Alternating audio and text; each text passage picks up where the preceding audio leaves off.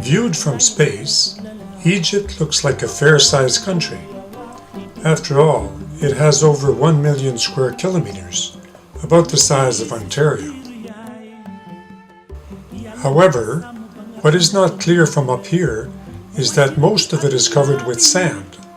If it weren't for the Nile River, it would be a huge desert. The Nile River is the backbone of Egypt. At 6,600 kilometers, it is the longest river in the world. The capital of Egypt is Cairo, where about 12 million people live in the metro area. This is where our adventure begins.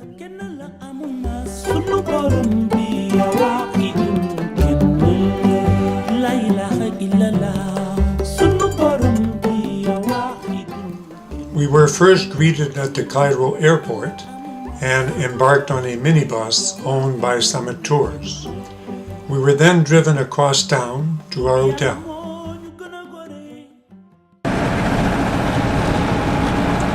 If we get hungry, we'll let you know.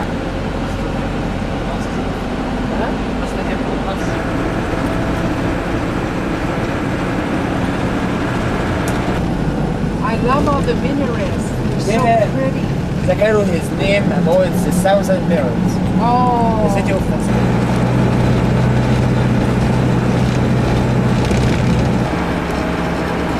Holy.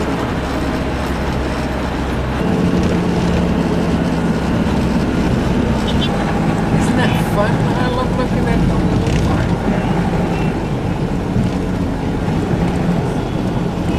Wow, look at those carts, Louise. Yeah, See the carrots? yeah. Look at how nice they're done. Isn't that nice? The nice carrots.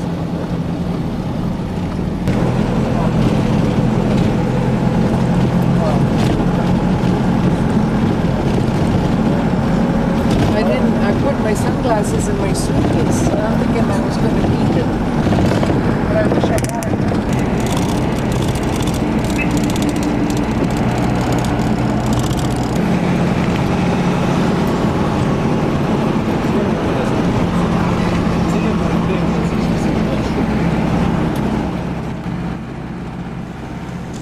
As we approached our destination, we could see the pyramids materializing on the horizon.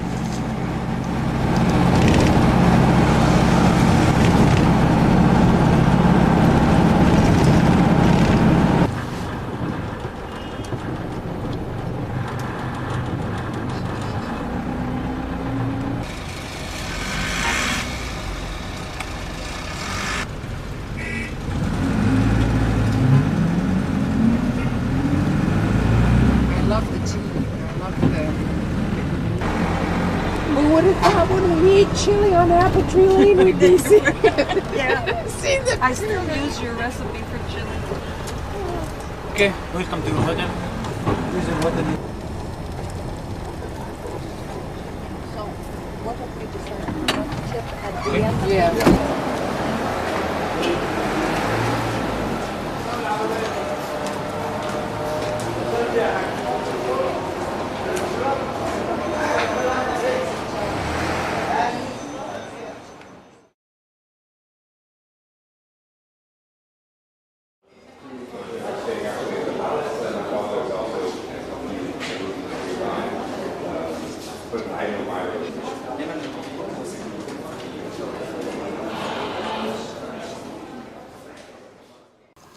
When we reached our room and walked out onto the back porch, there it was, the biggest and most magnificent pyramid in the world, the Pyramid of Khufu, built in 2500 BC.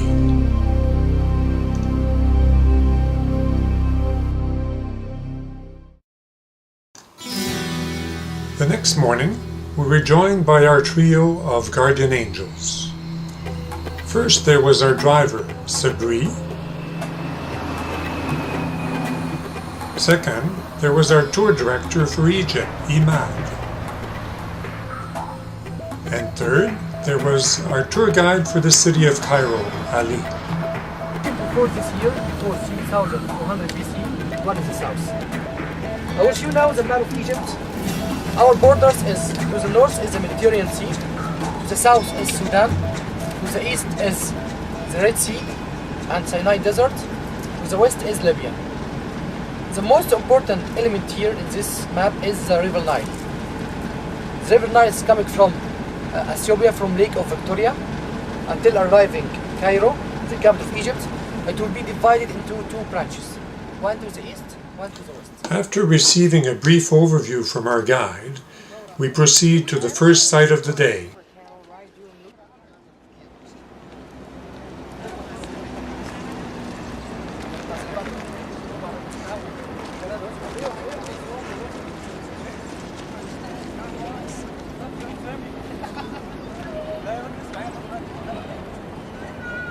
Yeah, at first no. Actually, we was having two entrances. We have this is actual entrance up to the up.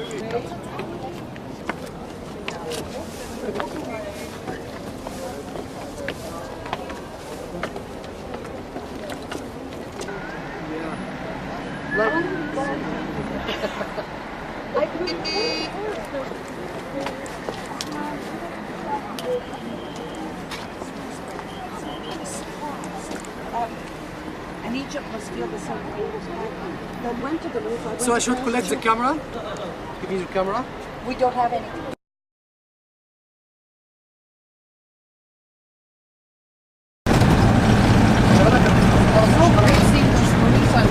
Yeah. Yes, I got them. Police on camels. Those are for the wives and Daughters. wives and daughters. Mother's wife.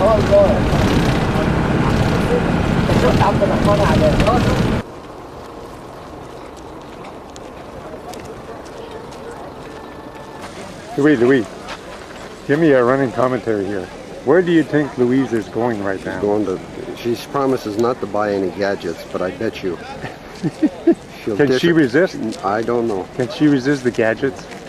Let's see. What if they're on sale? Maybe she's just getting a feel of it so that she can know how to bargain later on. Ah, that's it. Okay. To take a movie of the guy taking the movie. And I thought, what leg? We're up to the 20th. Once we had finished visiting ancient structures on the Giza Plateau, our crew brought us to witness the art of making papyrus paper. Also the sugar cane is too tough and too hard and full of sugar. And then we use the roller pin and you can see lots of water comes out, as you see. Oh, lots of water. Yeah.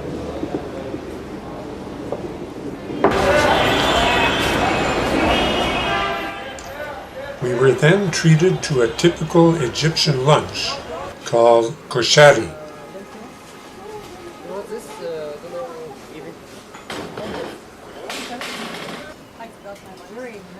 It was very yummy.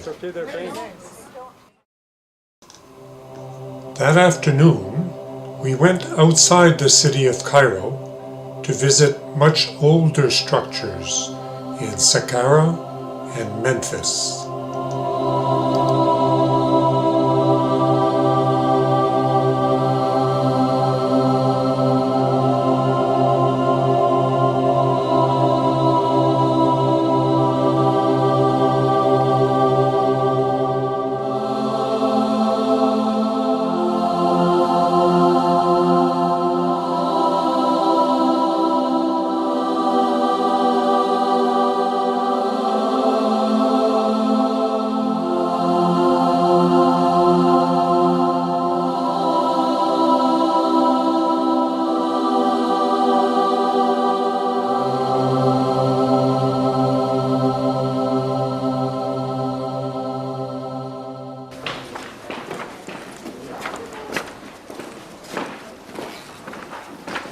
To close off our second day in style, we attended a variety show on a Cairo riverboat.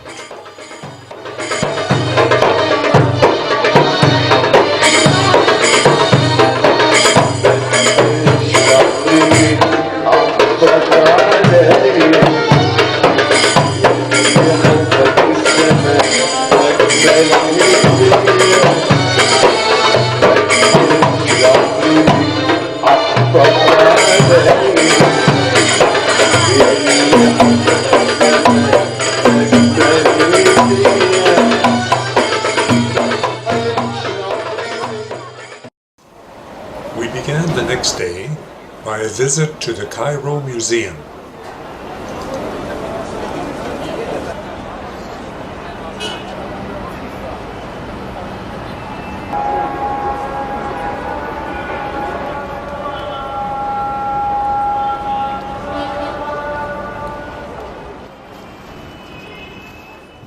It is a very impressive place, with hundreds of thousands of artifacts inside.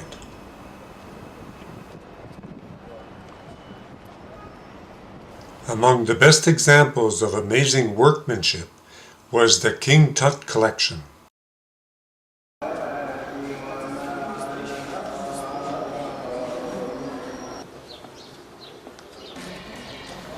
The rest of the day was spent doing a lot of walking. One of the highlights was the citadel of Muhammad Ali, which contains the biggest mosque in Egypt. The shoes must come off? Yep. Okay. And you carry the soles of your shoes together. Okay.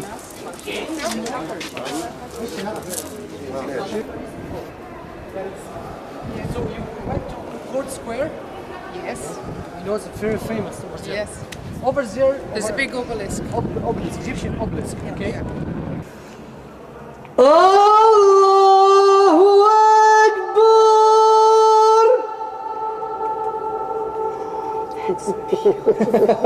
Super. Nice, Echo. Nice. That is beautiful. That Very goes in the good. I heart. can meet again, you know? Hello.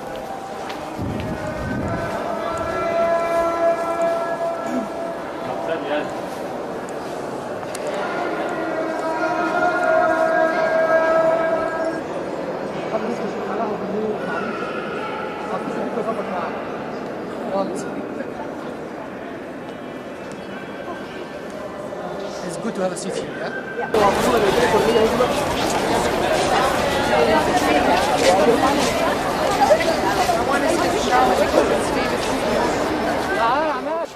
Another highlight that day was El Fishawi, the oldest coffee shop in Cairo. كله تمام؟ طبعا نجيب محفوظ الوحوش حضرتك الاول اشرح لهم الممثلين الناس ديت كينج فاروق. On our last night in Cairo, we attended a sound and light show at the Giza Plateau.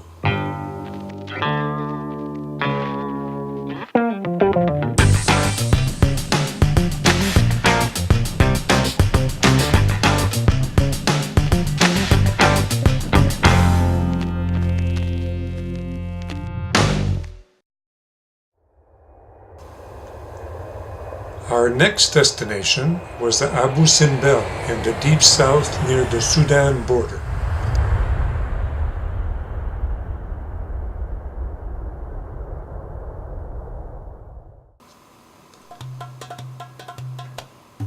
Except for the food, the Seti Hotel was a very nice place to stay. So we took advantage of it.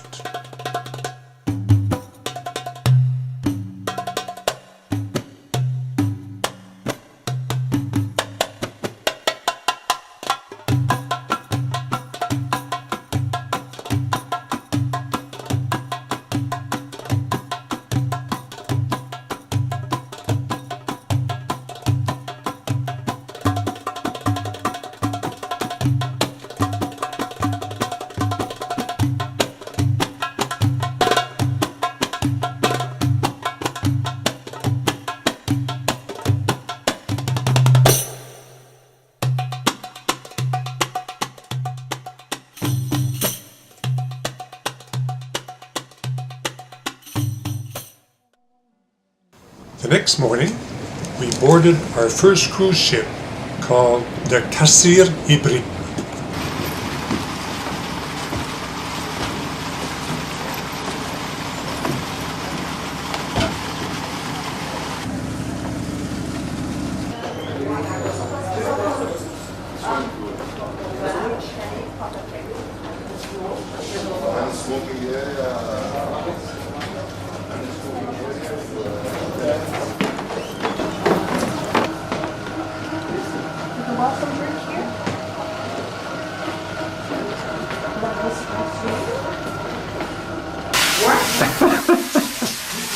I just want to show the bathroom.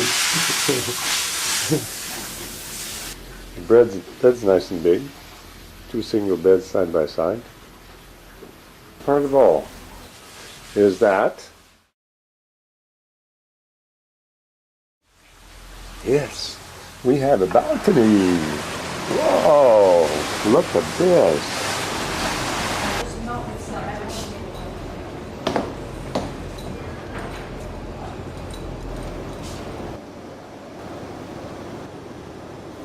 Once established in our new abode, we had lunch and then left for our first visit, the temples of Ramses and Nefertari.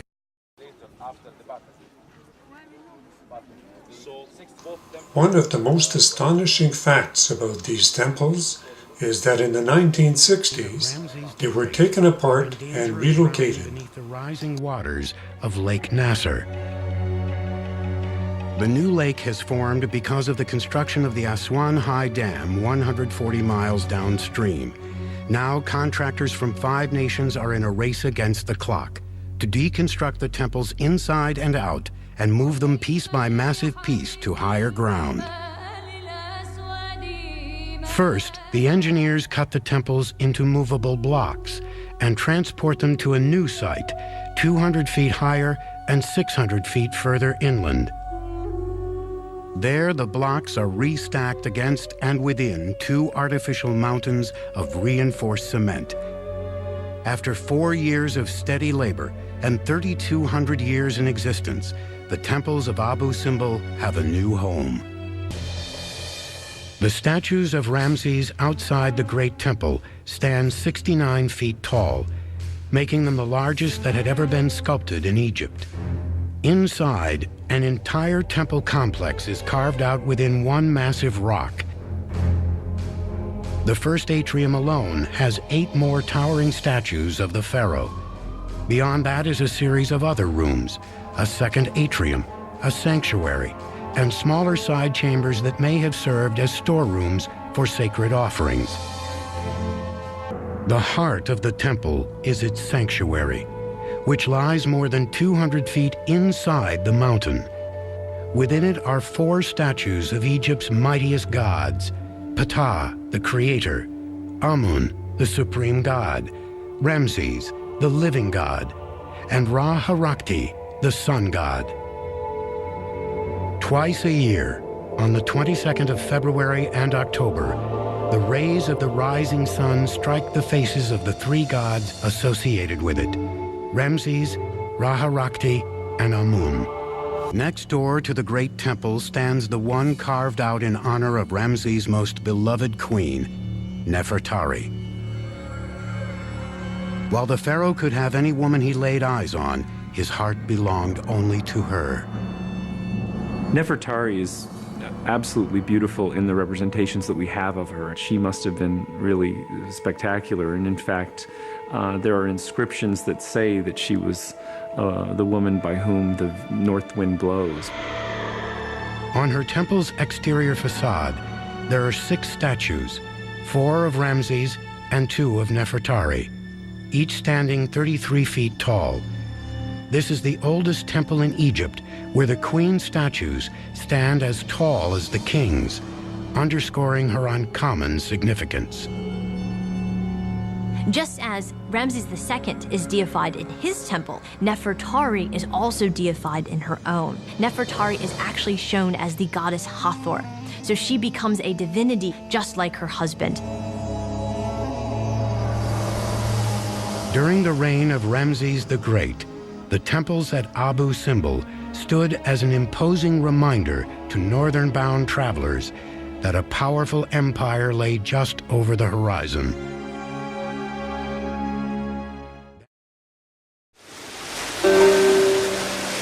Early the next morning, we set sail north on Lake Nasser. It's 7:30 in the morning. We slept here overnight. Now we're taking off to go and visit the next temple. The next temple was the Kasir Ibrim, but we had to do it from the sun deck because entrance on the site was not permitted.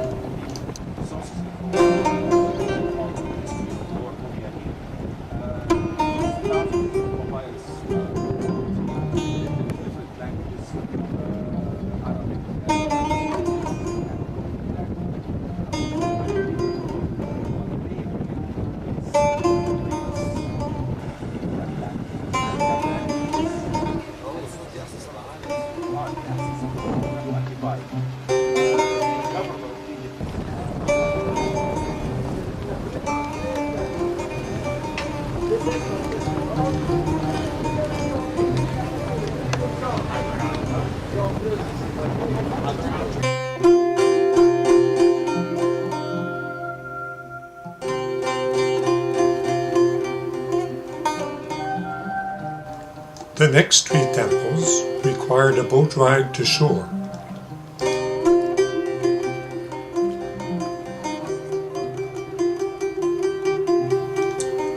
Hey Louis, t'as la patelette ouverte?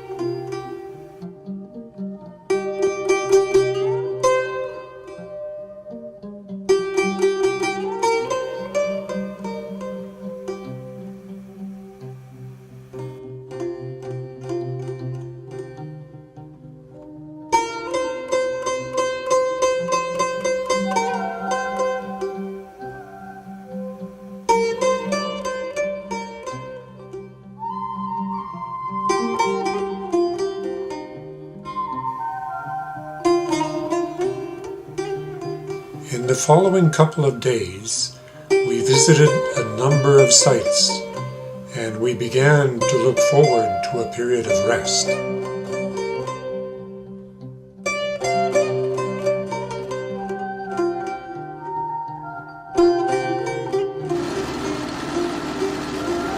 Once we reached the high dam at Aswan, the ship's guide gave us his final tour, the Temple of Kalabsha.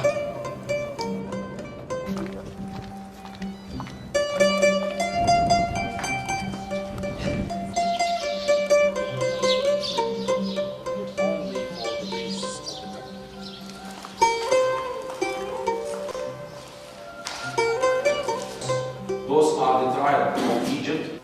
You have here the beard, and also there is the breast of over here. Yes. All usually are depicted in the same way. So it's pronounced head, which is something like that. Yeah, it was 5 kilometers close to Kalabsha temple. Noon will cast no shades inside the temple. So he informed the scholar in Alexandria, his name is Eratosthenes, and Eratosthenes, when he knew that, he sent a man from Alexandria to Aswan on foot to measure the distance between Aswan and Alexandria. Knowing the distance of Aswan, Alexandria, and the angle of the sun, which was vertical here, and the angle of the sun in Alexandria, he was able to calculate the circumference of Earth, though he was mistaken in a few 100 kilometers. But it's strange. That's not bad at all. It's strange to know in the Greek period of Egypt, they believed that Earth was sphere, but in the Middle Ages it was flat. Yes. At one point, Louis thought he saw something he had seen before.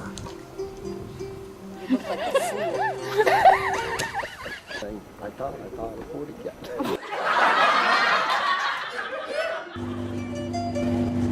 Finally, it was time to go to our hotel.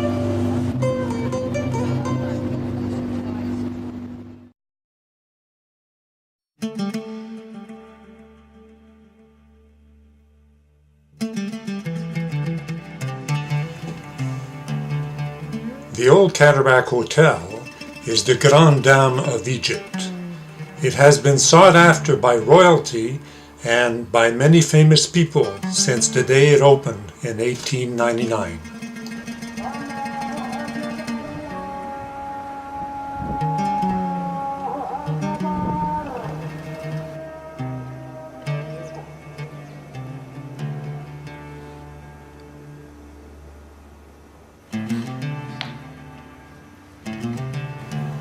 The 3 days we spent there were very relaxing.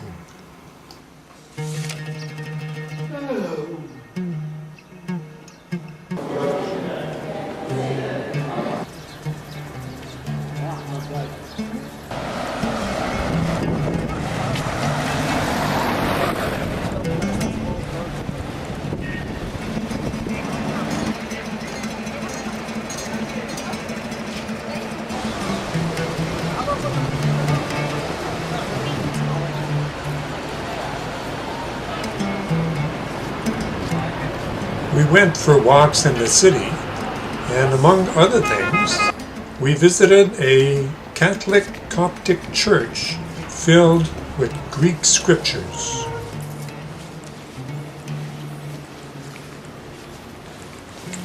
Take that from my mom.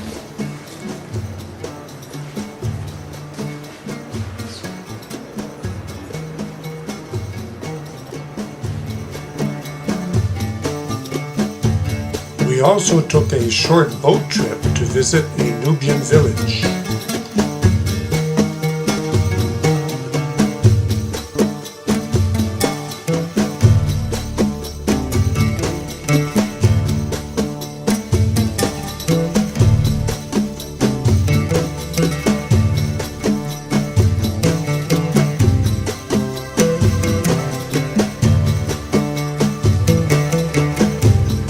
Most of all, we spent time on the terrace and back of the hotel, drinking beer and enjoying the sights and sounds.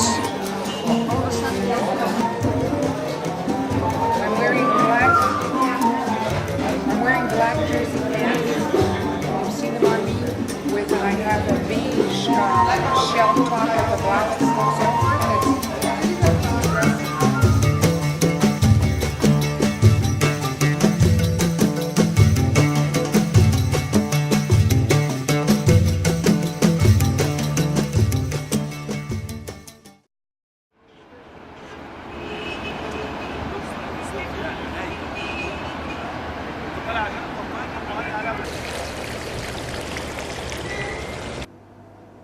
Our second cruise ship, the Oberoi Filet, was as luxurious as the first one, but in a different way.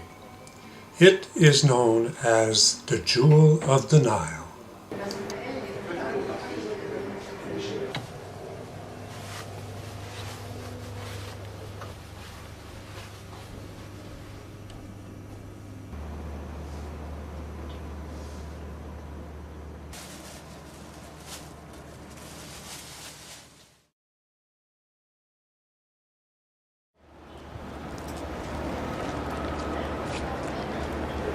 Before leaving Aswan, our guide from the ship took us on a felucca ride to see the botanical garden. You are criticizing him.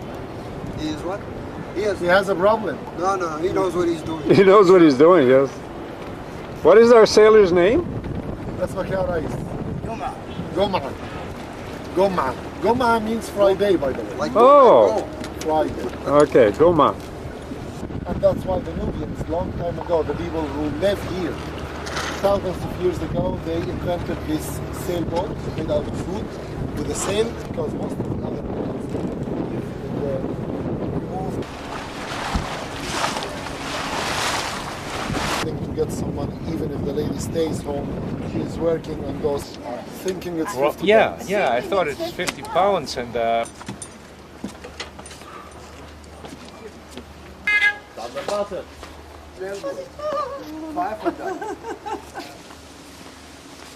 We need more city for dollar? Estonia, Riga. Yeah.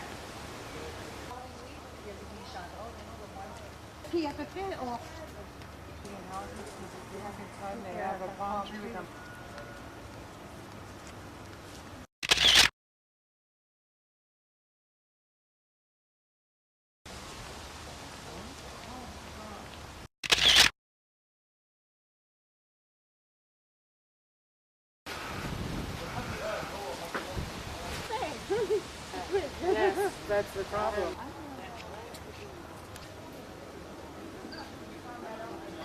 You choose Aswan to be like a winter resort for themselves. Aga Khan, as last crocodile in the Nile, was shot 1964. 64. Yes. And then all of the crocodiles are, you have seen them. But on the other side. No, we didn't. Small one.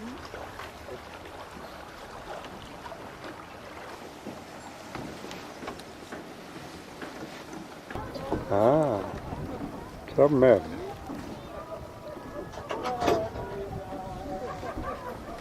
He's going yippee-ki-yay.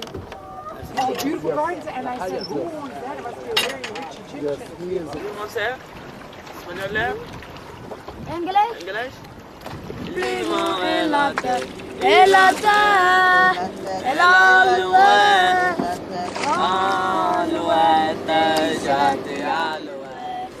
As we headed back to our ship, we got a final glimpse of the terrace in the back of the old Cataract Hotel. They sent some garrison, some army, to the extreme side, to the direction of the Nubian area. Some was governments,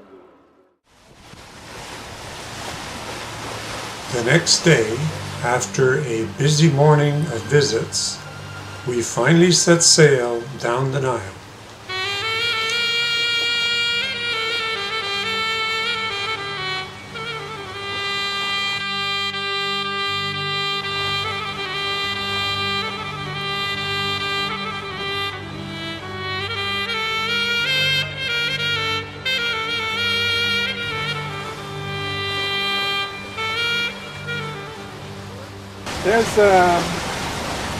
There's a donkey.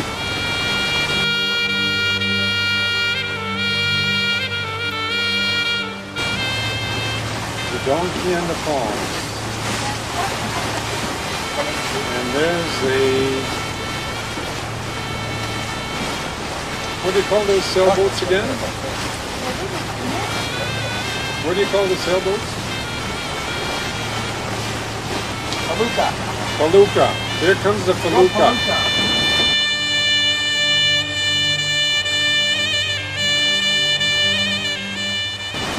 Faluka. Hey, this is nice, eh? Yes, it is very nice. That's what we want to enjoy. Exactly. See the shores going by. Perfect.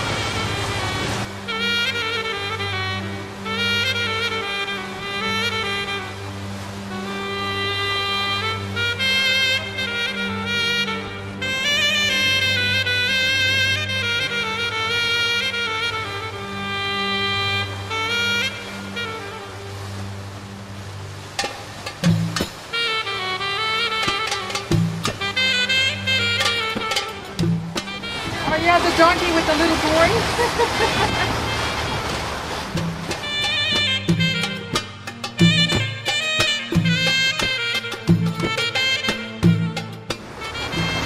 There's a guy taking a bath No. in the water.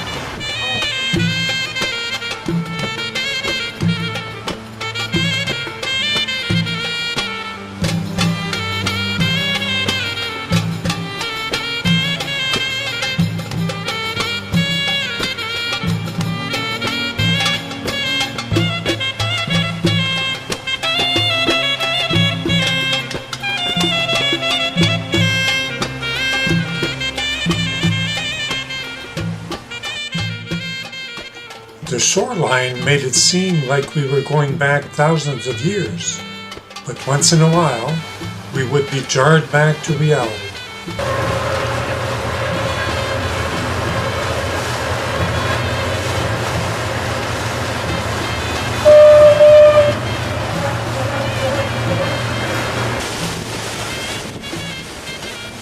It's a good thing we got some rest, because there was still lots to do that day.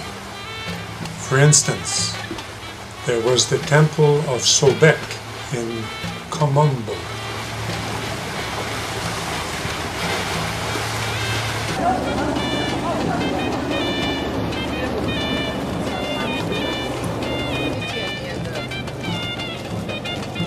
Komombo. Kemnibu, or the Valley of the Gold. We are not so far from the gold mines in the land of Nubia, and it's about 55 kilometers away south, and that's why this place was quite important place for spending an overnight, probably because it was very common to see crocodiles here. There are many things in Komombo we will not be talking about today.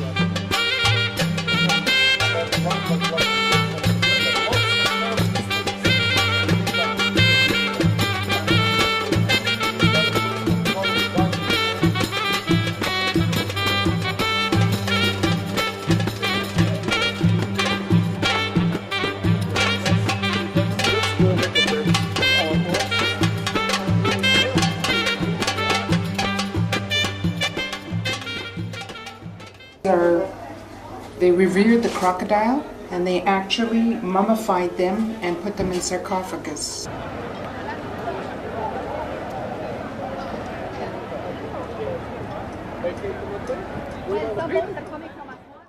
That evening, we were treated to a special Galabia costume party. We decided to go in full costume.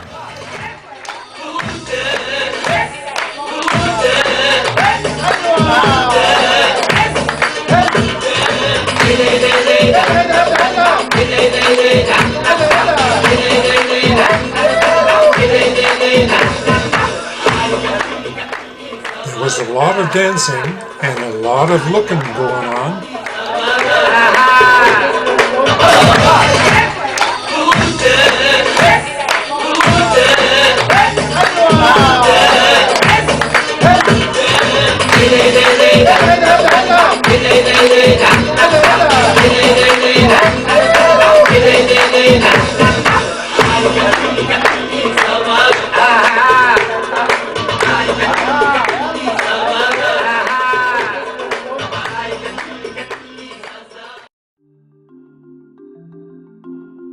Practically every day, the ship's staff would give us a demonstration of their creative talent. It's interesting to note that they were all men.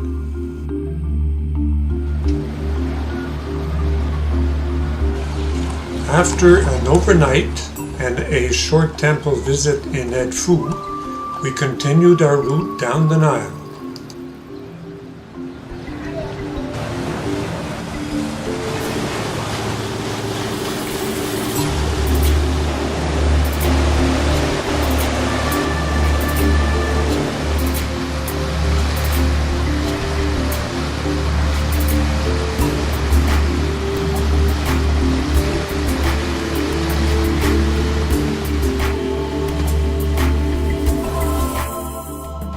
One of the highlights at this point is when we crossed through the lock at Esna.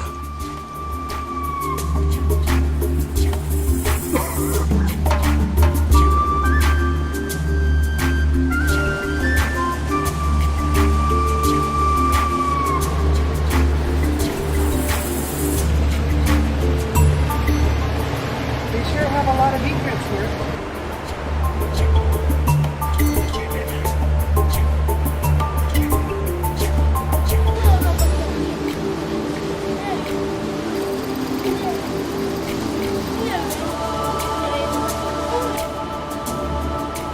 Just before we were lowered down to the next level, another ship joined us in the lock.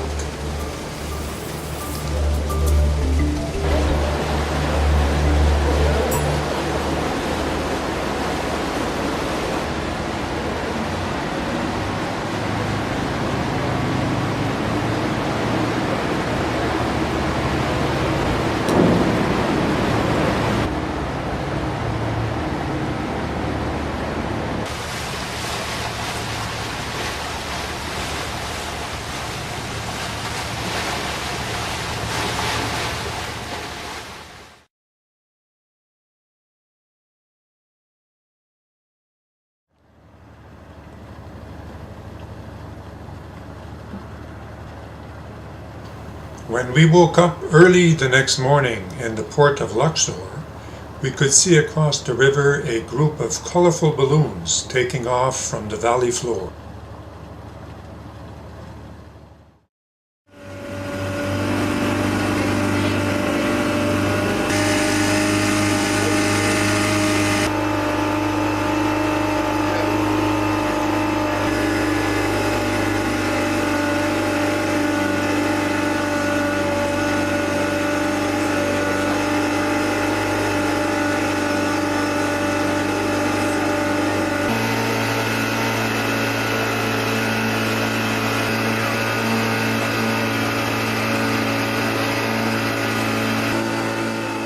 Our first order of the day was to visit the temple of Habu, built by Ramses III in 1150 BC. In palaces. Most of the kings, they lived in palaces. You got your ticket, Peter? The security has to be tight here.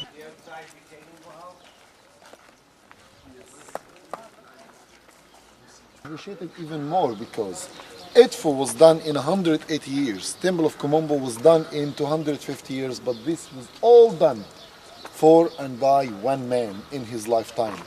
That was all finished in about 35 years, a lifetime of one person. So what was finished in that very short time is a miracle.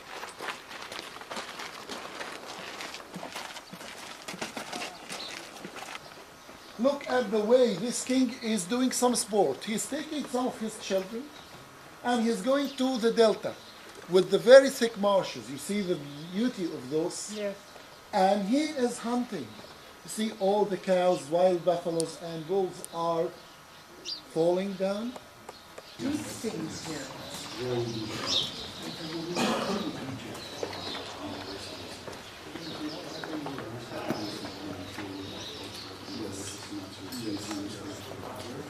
Can you imagine when those colors were bright?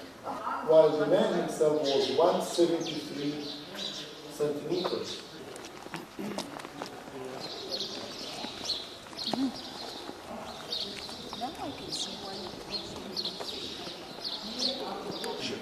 And you can feel that when you look at the colors. The line is 24/7. Yeah. Yeah. Between the two stones.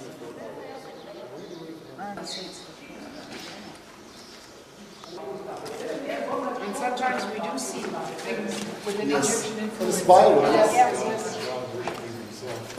Yeah. You have to make me friendly with Louise.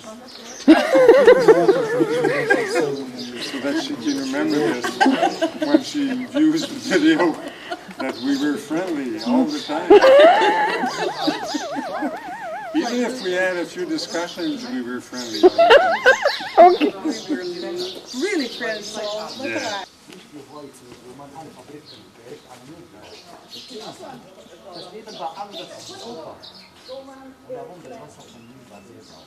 And by the way, we expect all what we have found to be only 30% of what's still underneath. Can you imagine that? We expect 70% of the Egyptian treasures to be still hidden. So that's why we're never doing excavations and explore things. We were told by our guide that exposing us to the gauntlet of vendors was a measure imposed by the government to help sustain the economy.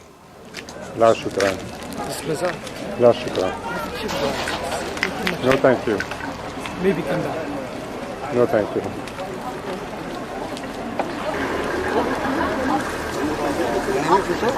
لا شكرا.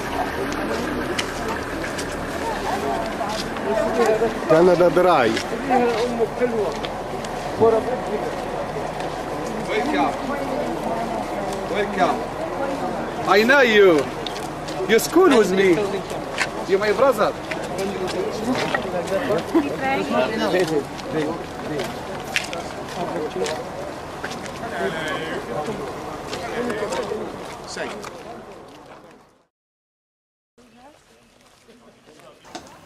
Although spectacular in concept and age, the Valley of the Queens did not have many tombs to visit.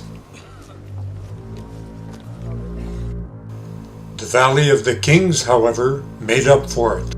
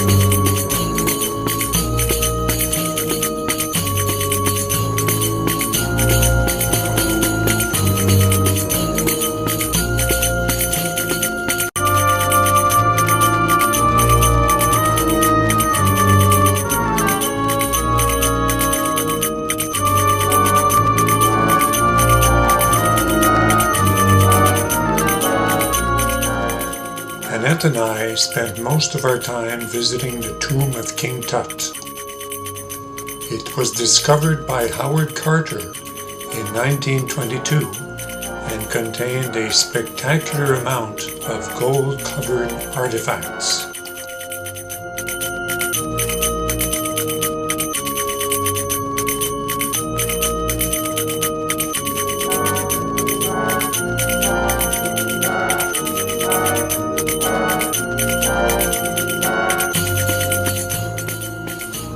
Most of those are now exposed in the Cairo Museum, but it was worth going in the tomb because of its historical significance.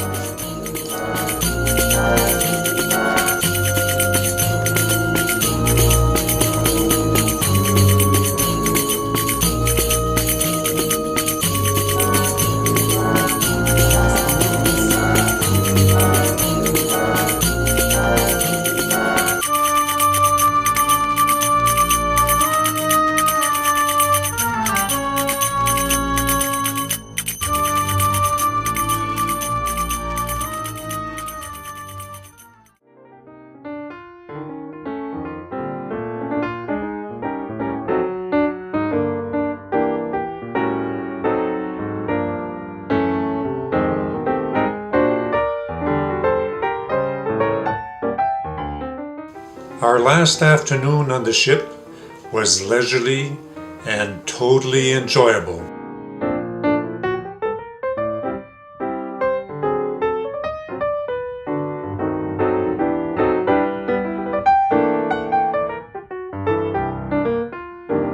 The sun is going down, and on the Nile, the sunsets are absolutely fabulous.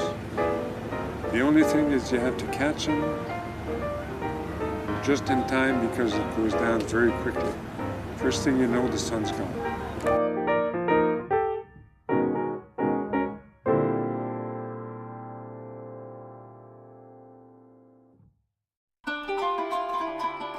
Our next temple was the Temple of Karnak, the biggest in the world at 60 acres. You can ever visit the whole site of Karnak in one day or even 1 week. So we are going to concentrate on the heart of the temple of Karnak, which is the temple dedicated to the god Amun-Ra.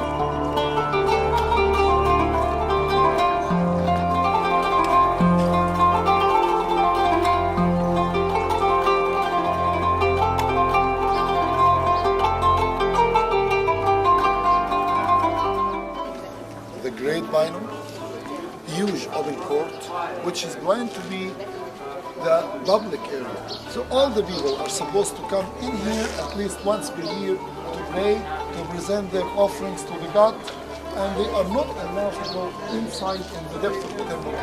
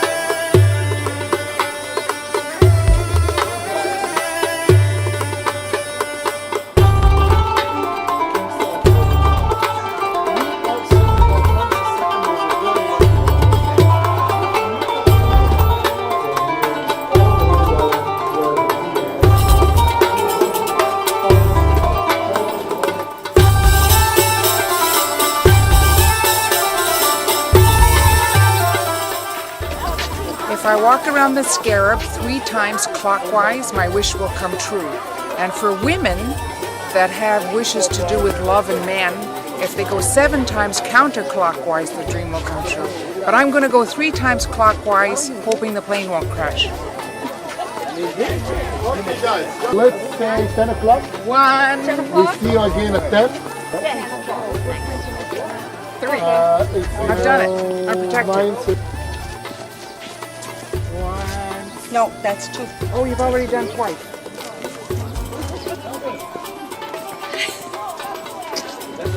That was two, that's a Three.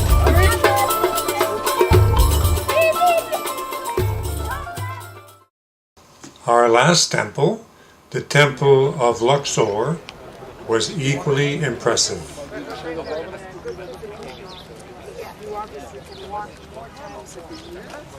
Go walk. But because the god Amun, Imen or Amun in the ancient Egyptian language, supposed to mean the hidden one. So no one to look for a French gift instead. And this French gift was clock, which never worked from the first moment it arrived. How high is that? The people had to climb up every time they go to pray to reach the door? No. It was that height, the whole thing. And this temple was the last in Luxor to be discovered and to remove all the sand and mud away. Until the 20th of the 20th century, the whole thing was covered.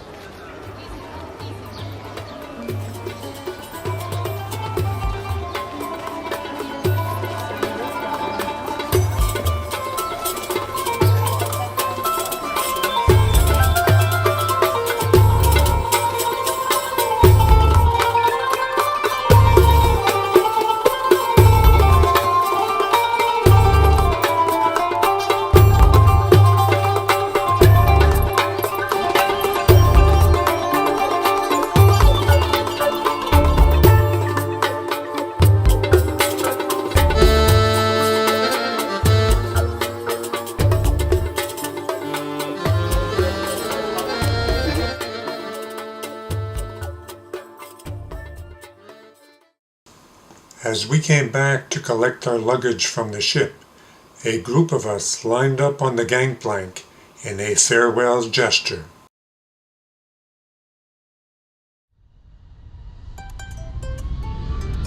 After sleeping in Cairo, we took off the next morning for Paris and Montreal.